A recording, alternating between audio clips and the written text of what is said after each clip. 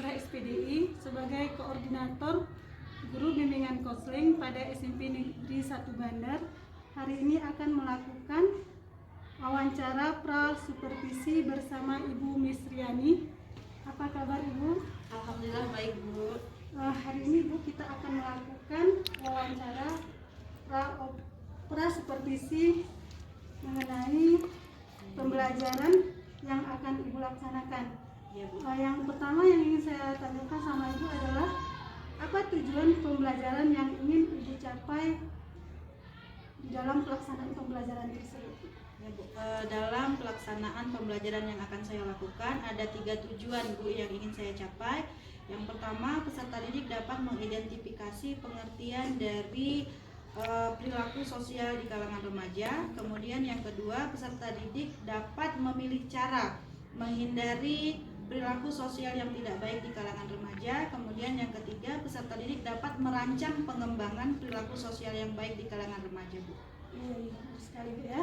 Kemudian bagaimana area pengembangan yang ingin Ibu capai atau yang ingin diobservasi?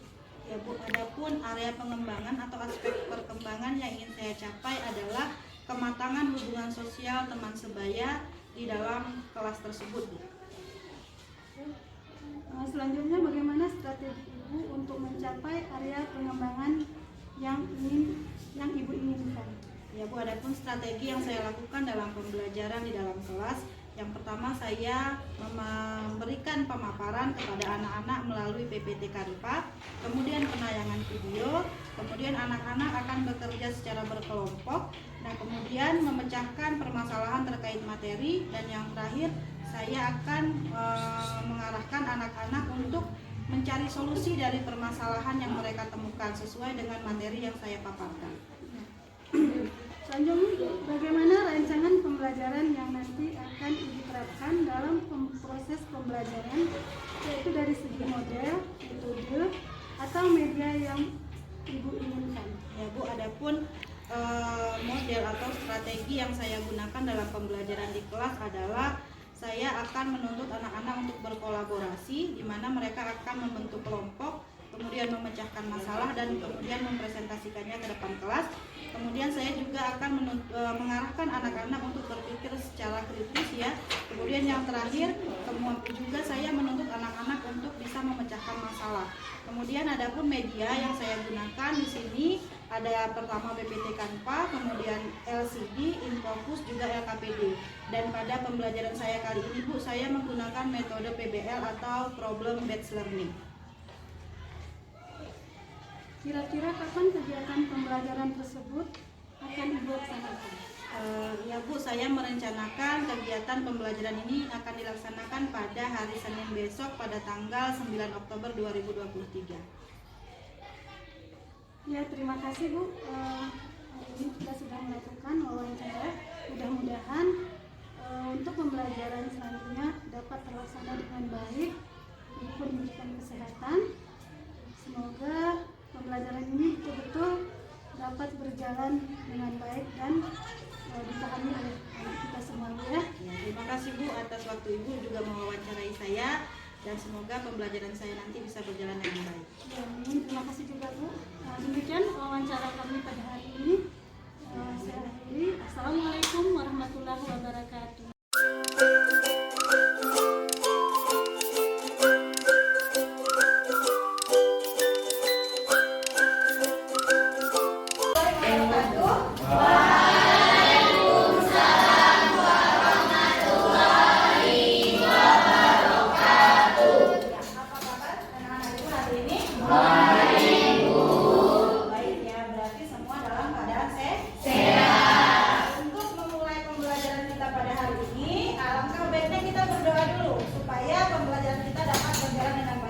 Silakan anak Ibu Jikri dipimpin teman-temannya untuk berdoa. Sebelum belajar, kabar kita membaca doa dengan bacaan masing-masing.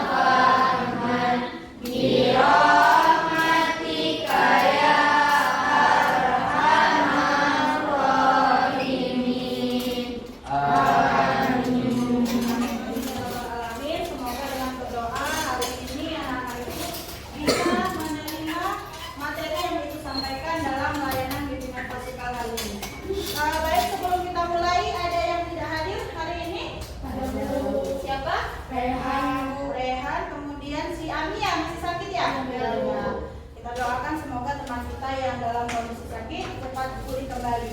Kemudian di kelas Ibu lihat kelasnya sudah sangat bersih, sangat rapi. Nah, kalau kelasnya rapi enak nggak belajar? Berarti kita lebih bersemangat ya. Kalau kelasnya rapi, kalau kelasnya kotor gimana? Enak ya. Baik anak-anak Ibu, sebelum kita mulai pembelajaran, kita akan melakukan ice breaking dulu. Nah, ice breakingnya di sini Ibu tidak meminta kalian untuk melakukan sesuatu, tapi Ibu hanya meminta kalian untuk menyanyikan lagu Mas Pelajar Pancasila. Ya, silakan boleh berdiri anak Ibu semua.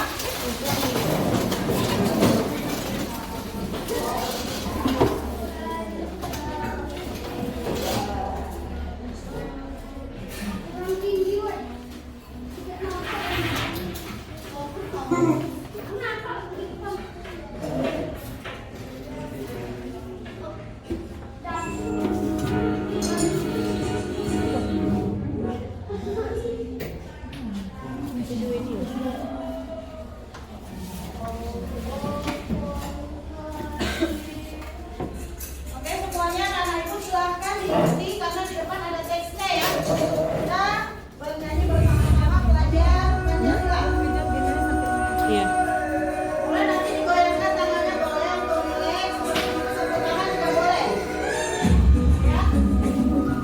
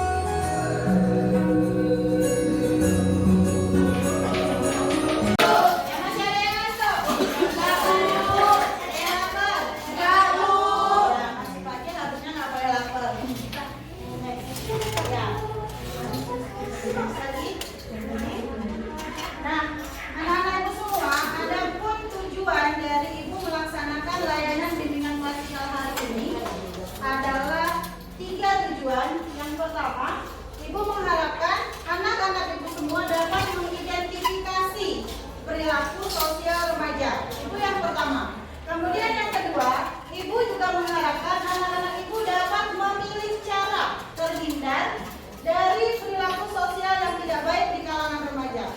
Kemudian yang terakhir, Ibu juga mengharapkan anak-anak Ibu semua dapat merancang pengembangan perilaku sosial yang baik di kalangan remaja. Jadi, ketiga tujuan pembelajaran ini adalah hal yang harus kita capai dalam pembelajaran kita hari ini.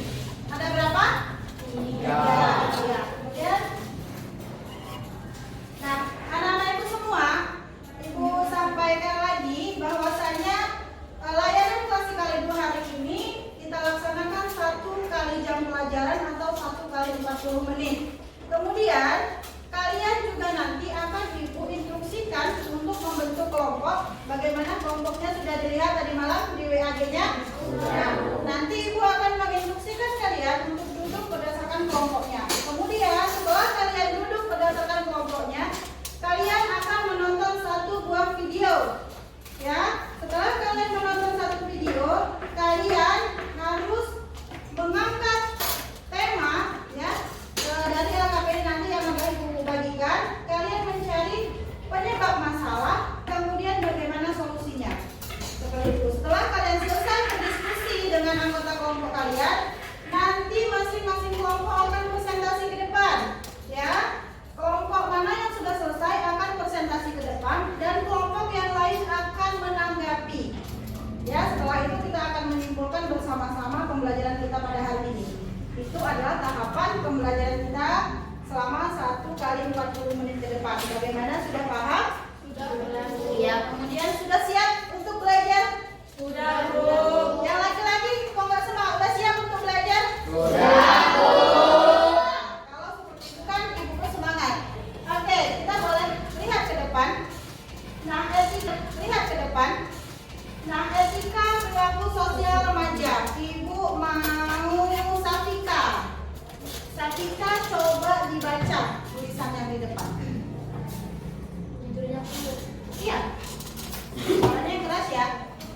Etika perilaku sosial remaja. Dalam perkembangan zaman banyak sekali gambaran generasi yang semakin meningkat dalam segi berpotensi, terutama di lingkungan sosial.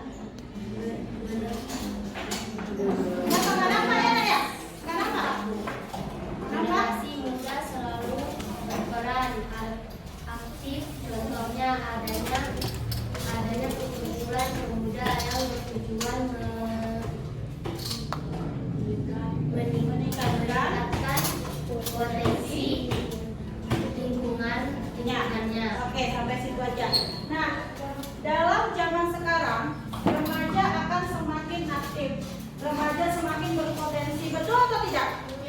Ya, kalau di masa ibu dulu seusia kalian belum bisa menggunakan HP, belum bisa mengedit foto, belum bisa mengedit video, tapi untuk saat ini remaja-remaja di usia kalian sudah bisa kan mengedit foto, mengedit video dan sebagainya. Kalian lebih berpotensi ketimbang kami. Namun, kita lihat, ada generasi muda yang memiliki etika yang kurang baik atau kurang sopan, atau tidak sopan beretika dengan keluarga maupun orang-orang di lingkungan sosial. Nah, kebalikan dari kondisi remaja yang berpotensi, ternyata ada juga remaja-remaja yang sangat kurang ketika beretika, kurang sopan santun kepada orang tua, kurang sopan santun juga kepada teman-temannya di luar.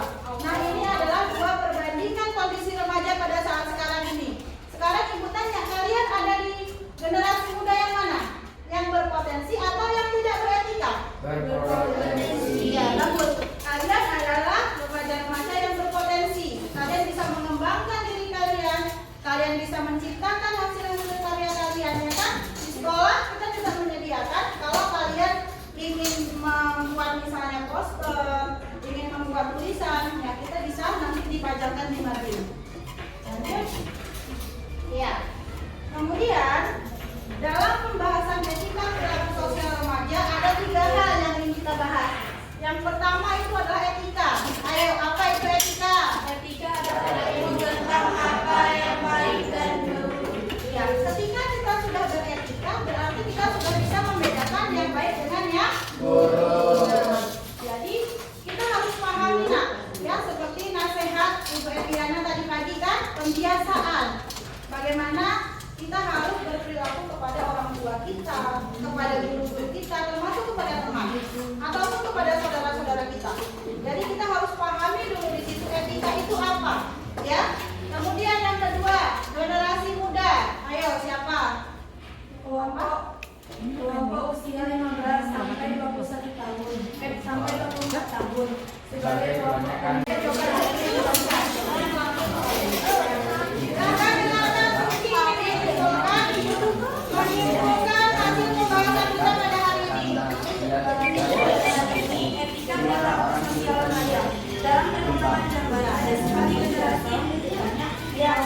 yang meningkat dalam usia terutama di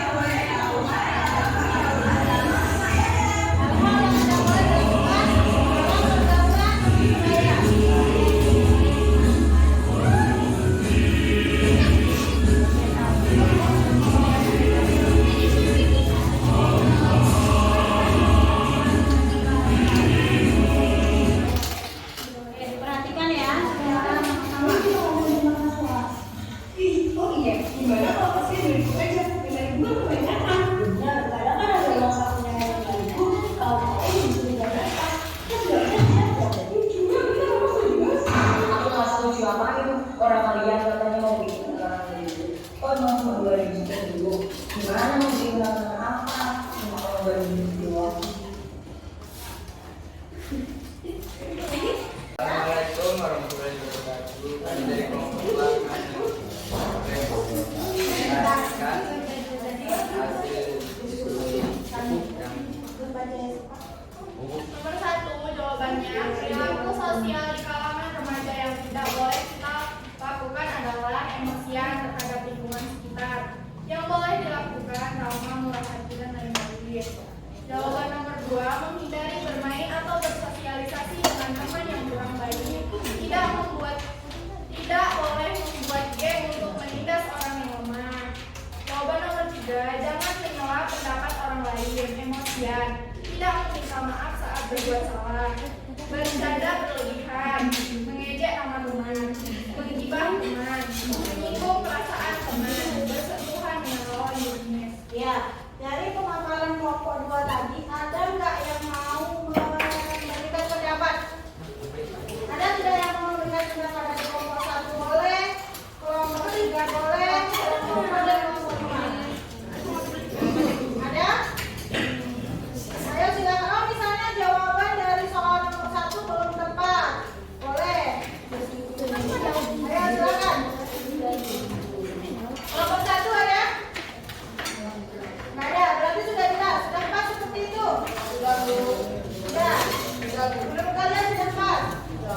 Oke, kalau hasil presentasinya sudah sesuai, silakan tutup. Kemudian terakhir dengan berikan presentasi dan kami akhiri. Assalamualaikum warahmatullahi wabarakatuh. yang tadi tepuk tangan dulu.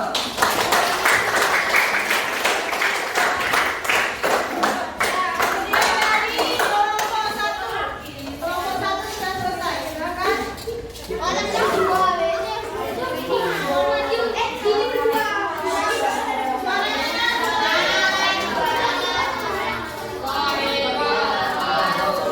Coba didengarkan, kemudian kalau ada jawaban yang sudah sesuai, kalian boleh menyanggah.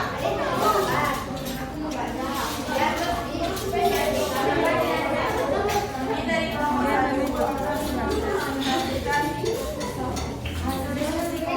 kelompok 1. Coba jelaskan bagaimana etika perilaku sosial remaja itu menurut kalian.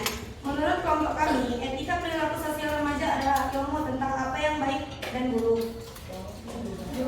Menurut kalian bagaimana cara menghindari perilaku sosial yang tidak baik di kalangan remaja terutama di sekolah? Tidak membalas perilaku buruk orang lain terhadap kita. Tidak. Setelah menonton video tadi, apa saja sih etika perilaku sosial yang tidak boleh dilakukan di sekolah di kalangan remaja?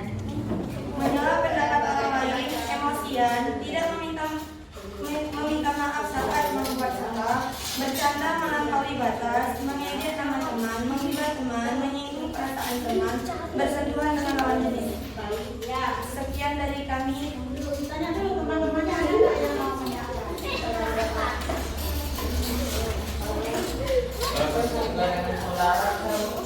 Tanyakan ke kelompoknya, bukan di kelompok.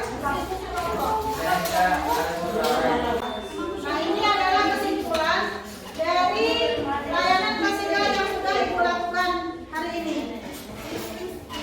Jangan tidur. Nah, kemudian anak-anak Ibu, setelah ini Ibu akan mengirimkan lembar evaluasi. Nanti akan dikirim ke grup dalam bentuk Google Form. Nanti kalian boleh mengisi dan mengirimkan kembali ke Ibu sebagai evaluasi untuk Ibu dari layanan yang sudah kita lakukan. Nah, kemudian kalau misal ada yang merasa ingin dibicarakan lagi, ada yang merasa memiliki permasalahan terkait materi yang sudah Ibu sampaikan, boleh menjumpai Ibu di ruang BK. Kita akan melakukan konseling kelompok ataupun konseling individual. Ya, paham ya sampai di situ? Nah, kemudian bagaimana perasaannya setelah mengikuti layanan dari Ibu hari ini? Kemudian bersemangat. Nah, jadi anak-anak Ibu yang mau menyimpulkan hasil layanan klasikal yang sudah dilakukan hari ini, siapa yang bisa menyimpulkan? Ayo satu orang.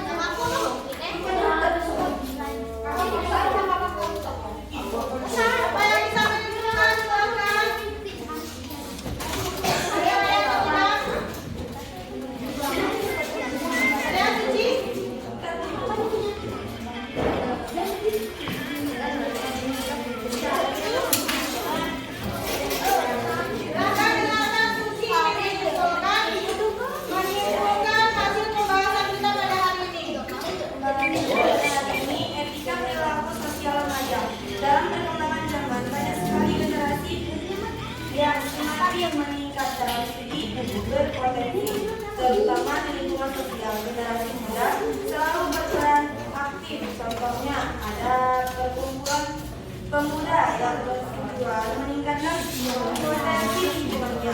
Namun ada generasi muda yang memiliki etika yang kurang baik atau tidak sopan bagi Ini kan terakhir pertemuan pertama apa ya?